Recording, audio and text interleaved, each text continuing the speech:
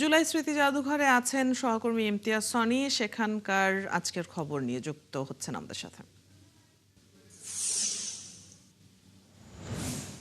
ইমতিয়াজ, আজ দর্শনার্থীদের ভিড় কেমন দেখছেন এবং কি বলছেন তারা? গতকাল আমরা বিভিন্ন ধরনের অভিযোগ শুনেছিলাম দর্শনার্থীদের কাছ থেকে। আজকের চিত্রটা কেমন জানাবেন?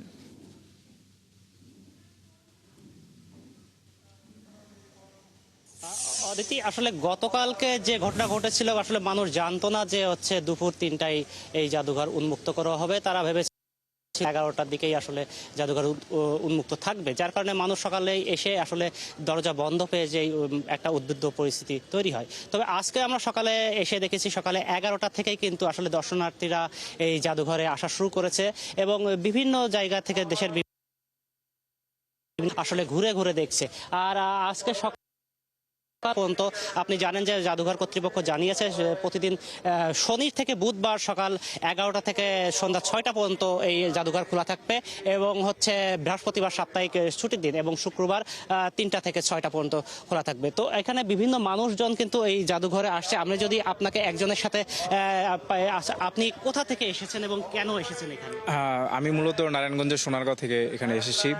তো এখানে আসার মূল উদ্দেশ্য হচ্ছে যে আমরা যে জুলাই আন্দোলনটা করলাম, সারা দেশবাসী ঐক্যবদ্ধভাবে ফ্যাসিস্টিজম দৌড়ানোর জন্য, সরানোর জন্য আজকে যে আমরা জুলাই আন্দোলন করতে আসলাম বা করলাম, আজকে সেই জুলাই আন্দোলনের সার্থকতা কিন্তু ফ্যাসিস্টিজম দূর হয়েছে।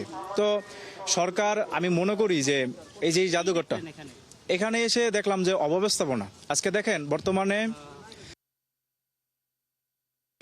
ছবি এখানে নাই, এটা হচ্ছে জাতির জন্য অত্যন্ত দুঃখজনক।